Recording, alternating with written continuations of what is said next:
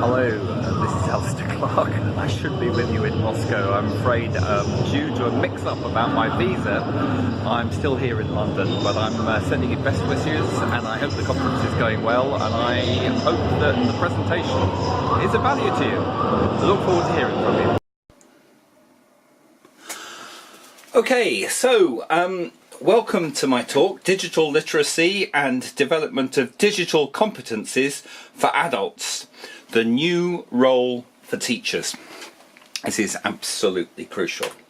So my name is Alistair Clark. I come from Great Britain. I was the Senior Research Fellow at the National Institute for Adult Continuing Education. I now have a small consultancy called Stirring Learning, and of course I'm also a teacher. About 5 years ago, my team won the UNESCO Education Prize for the work we'd done on digital inclusion across the country.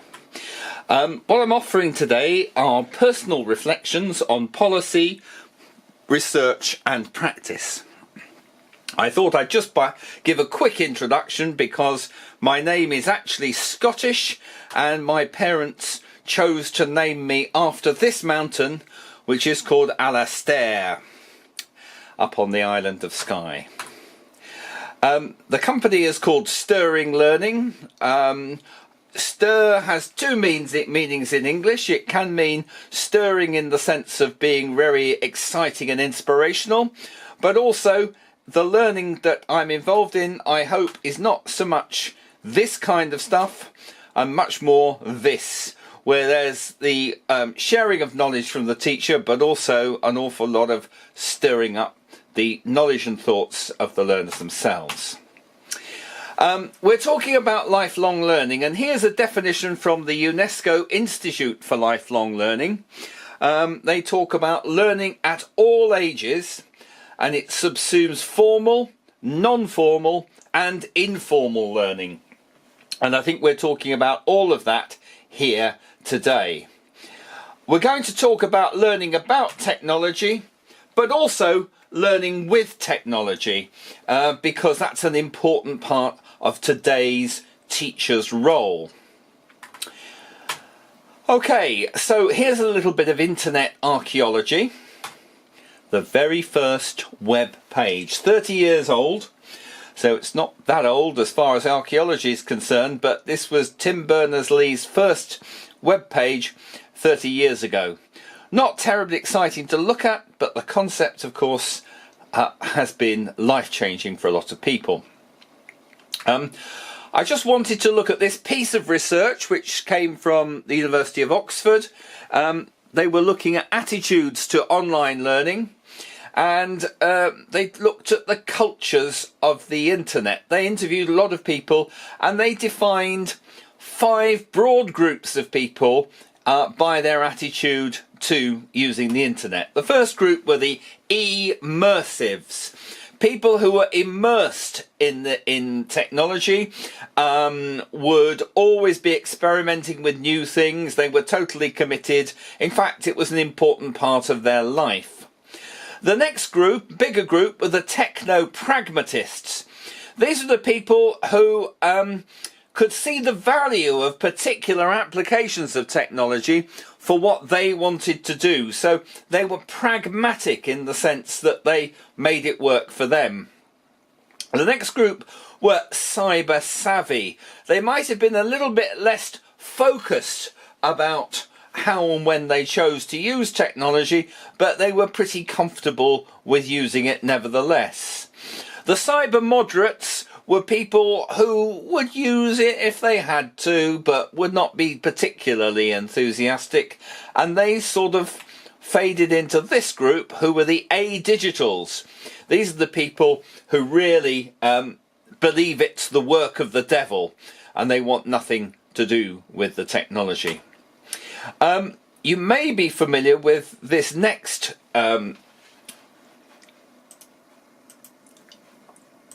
image, which is Moore's. We're having a little trouble here with Moore's curve. Here we go. Moore's chasm. So Moore came up with a similar sort of grouping of people. He talked about the early adopters, then the early majority pragmatists, followed by the late majority conservatives, and finally by the laggards. And he reckoned that in the adoption of new technologies, you would have more or less this kind of spread of numbers. But what he did identify was that between the early adopters and the early majority pragmatists, there's very often a chasm. And the chasm can actually be created by the early adopters being over-enthusiastic and almost evangelical or missionary-like in their approach to technology. I'm going to mention later the importance of learners becoming teachers, and I think that's really rather significant because I believe that fits into this group here. Okay, this is just to look at some figures for the UK. In 2006 there were 51% of the population who used the internet at least once a week. 11 years later that was up to 88%, and now we're up to 89. So there's a sort of hardcore of maybe 10%, 10 or 11% who are still not using it at all. What of course these figures don't reveal is how effectively people are using the internet, and how well they're doing, how much it's actually benefiting them generally, and they understand what's going on. These other figures are quite revealing. They look at the development of mobile cellular subscriptions. The blue line is for developed countries and the orange line is for developing countries. But you can see that certainly for developed countries, we're heading now for a position where we're almost 125% of the populations have mobile connections. Well, of course, what that means in reality is that we've got people with more than one account.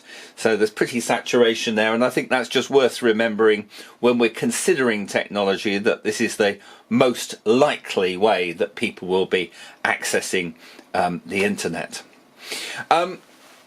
We probably need to be aware that we're talking about two types of learning, or two extremes really, on the spectrum of learning, from the informal to the formal. The UNESCO definition also made reference to the non-formal, which is probably in between there. An awful lot of this kind of learning actually happens informally, where people ask for help and advice from friends and family members. In the UK, we had we set up a network of what we called UK online centres, and they offered informal drop-in opportunities for people to come and have a go on a computer and learn from the staff there, who weren't necessarily formal teachers, and from the other users. At the other end of the spectrum, we also have, as I'm sure you do as well, a suite of formal courses with qualifications for people. In particular, just to note, we have this term, bit controversial sometimes, but the talk of older learners as being silver surfers. There's two S's, a surfer silver and a surfer surfers, and we've had a lot of courses aimed specifically at older learners. I think one of the things we have to be very careful about is that whilst people may all be of a similar age, they won't necessarily have the same background in the use of technology, the same ways of wishing to learn. So it's quite important, even if you are making provision, or we're making provision for older people, not to assume that they are a homogeneous group all the same. The institute I used to work for now has a new name. It's the Learning and Work Institute, and they have worked very hard at defining what they believe is a citizen's curriculum. Now, the curriculum that should be available to all adults. Big emphasis on good quality of reading and writing in English and mathematics. But digital is in there, and this is a part of the campaign that is still being maintained to ensure that the government funds this properly. And I'll mention more of that in a moment. When we're learning, we're learning skills, we're learning knowledge, and we're also learning values. And I just want to kind of unpick all of these. So let's just think about the skills around using technology, some of the basics, things like email, web searching, very important for a lot of people, social media, very motivating, images, video, so manipulation of images, the storing and saving and sharing, similarly with video, software such as word processing and database software, spreadsheets. That can be important, but probably less of a priority for lots of new users. Online government, certainly in our country, is increasingly important as lots of functions are now going online. And online commerce, as more and more people are actually wanting to buy and sell online, but want to be able to do it in a safe and secure way. I just wanted to share some of the thoughts that really came to mind as I sat in my back garden, and I noted them down on some paper and hang them up on the washing line. These really just come from several years of working in this area, and I was just thinking, what would I mention to somebody coming new? So these are just my thoughts, and I'm sure that they will, some or all of them, will chime with you. So ICT in a relevant context. When people can see the point of the exercise that you're undertaking with them, it's much more motivating. So people are interested in tracing their family history or exploring cookery. They might want to find videos of cookery or recipes online. This is just good educational practice, isn't it? Learners can be teachers, and I mentioned this earlier. Very motivating for learners to be told, well, that thing you learned 2 weeks ago, can you go and perhaps explain it to so-and-so who's just come through the door? Consolidates and empowers the learner that you're passing the responsibility to, but also it's very likely that because they've trodden the path recently, they're going to be passing on the knowledge in quite a consistent and slow and methodical way, in just the way that maybe a very experienced user would be less likely to do. Interfaces will change, so encourage autonomy. Oh gosh, I've been involved in trying to create learning materials which described exactly which buttons to press in which order using particular bits of software, and the following week the producer of the software would change the interface. Much more important that people understand the principle of what they're doing and then have the confidence and the autonomy to experiment and to find the new or different way of achieving what they're after doing. Gender is important, and we do know that there's all sorts of ideas in people's heads about how technology has a tradition of being male dominated, and we just need to be aware of that when we're making provision, I think. Disability, gosh, technology really offers tremendous opportunities to make learning more accessible, and we really need to explore all of those tools that are available and apply them so that they're actually of value to everybody. Just putting subtitles on an instructional video is very helpful for somebody who is deaf, but actually that will probably be useful for consolidating the learning for everybody. And that's just one example. Lots and lots of things to do with disability. It really is a great empowering tool for people if used properly. Values and attitudes are more important than details. Yes, how many people have I heard saying technology doesn't work for me? I'm no good at technology. Well, those attitudes and values really need to be very gently and subtly challenged, so that people really change their view, understand that they can be in control, the technology doesn't have to control them, but also to retain that probably quite healthy scepticism about the challenges that it can offer to our health, and sometimes to our safety as well. So all the discussion about values and attitudes, very important, needs to be included. I can do it, that's got to be the message. I can do it, the empowerment. Okay, so those were the skills. Let's just think about some of the knowledge that we can put in there, how it works, how to stay safe, who provides it, who are they, who is doing this, why is it free, how to stay legal, and how do we pay with our data? Yes, what are the providers getting from us through our activity, whether they're government or private corporations? So all of that kind of background stuff is really important for people to be introduced to through any kind of learning program.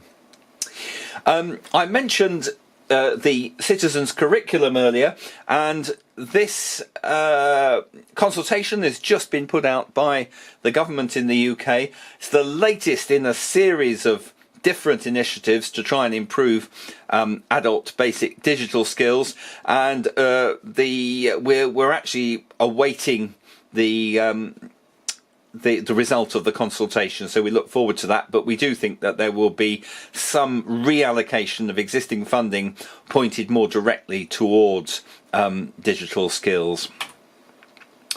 So we talk about buttonology, the pressing of the buttons in the right order, understanding how to open an email program, how to edit the text, how to send it, how to include other people as recipients.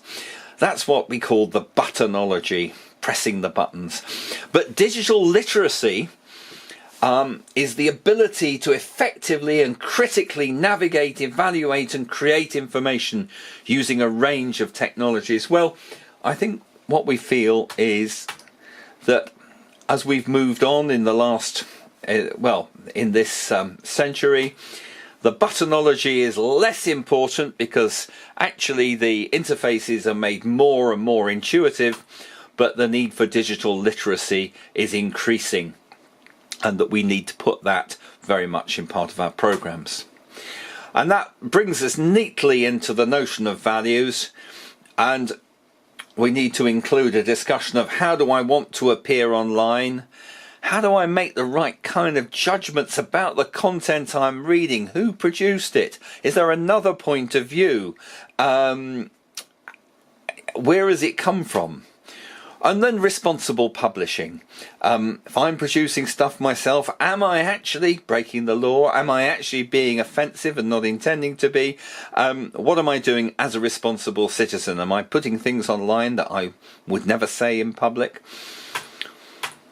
Okay, so we've looked at learning about technology. Now we're going to just briefly look at learning with technology, because this is important as well.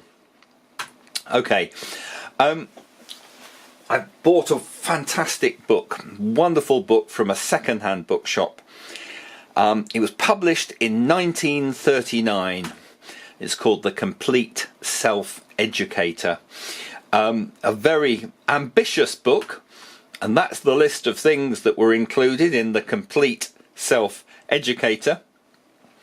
I think what we do know is that however hard people try, it's really pretty important to have some kind of intermediary between the content and the learner. And we now, of course, have a much more complete self-educator, which comes in the form of our technology. And there really is a new role for teachers here as well in helping people to learn effectively with the technology that's there. So it's that new role for teachers as teachers with technology. Now this was an idea on how the technology might be used. It was a French artist in the year 1900. Can you see the books being loaded into the machine here? Man's turning the handle, and all of the knowledge is just being funneled directly into people's heads through the headsets. Well, that ain't the way it works, is it? We know that learning is a much more sophisticated process than that. We're talking about learning with adults, and as rather than pedagogy, we're really talking about andragogy, the methods and principles used in adult education.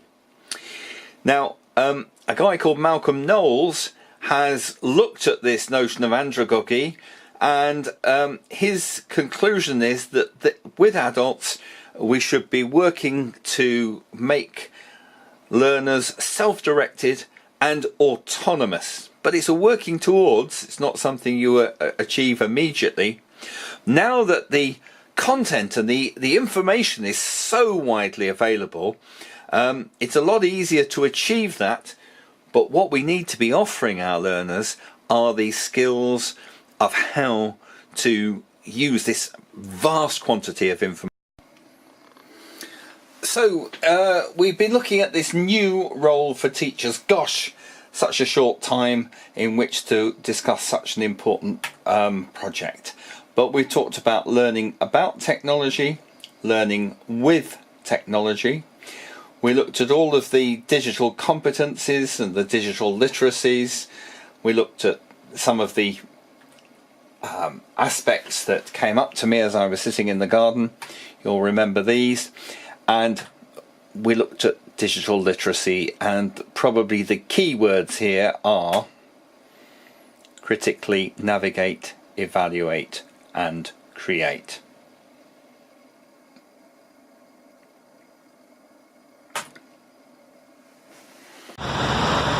So from the streets of London, I guess my main message to you at the end of this presentation is that we're going beyond buttonology.